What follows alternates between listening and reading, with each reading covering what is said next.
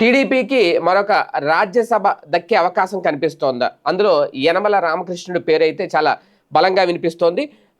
ప్రధానంగా 2026లోకి మరికొద్ది నెలల్లో అడుగుపెడుతున్న నేపథ్యంలో ఈ పదవుల పంట పండే కాలం వచ్చేస్తోంది అంటున్నారు. పదవుల కోసం ఎదురు చూసేవారికి ఖచ్చితంగా ఛాన్స్‌లయితే దక్కుతాయి అనేది.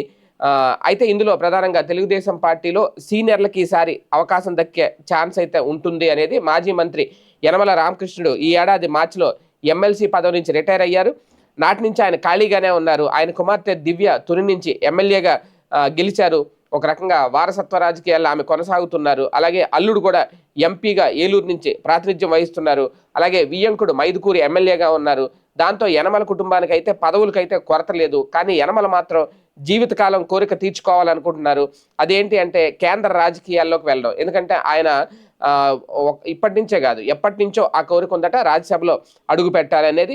కానీ ఎన్ని ఎన్నికలు వస్తున్నా రాజ్యసభలో అయితే ఆయనకి అవకాశం అయితే దక్కట్లేదు.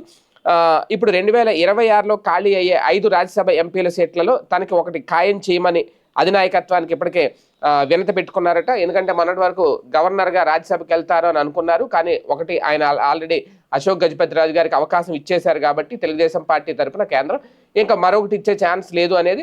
ఒకవేళ ఇచ్చిన రాయలసీమ వెళ్ళిపోద్ద అవకాశం కేఈ కృష్ణమూర్తి గారు ఆ రేసులో ఉన్నారని ప్రచారం జరుగుతుంది. ఈ నేపథ్యంలో ఇప్పుడు రాజ్యసభ పోస్ట్ అయినా ఇవ్వాలి అని కోరుతున్నారట.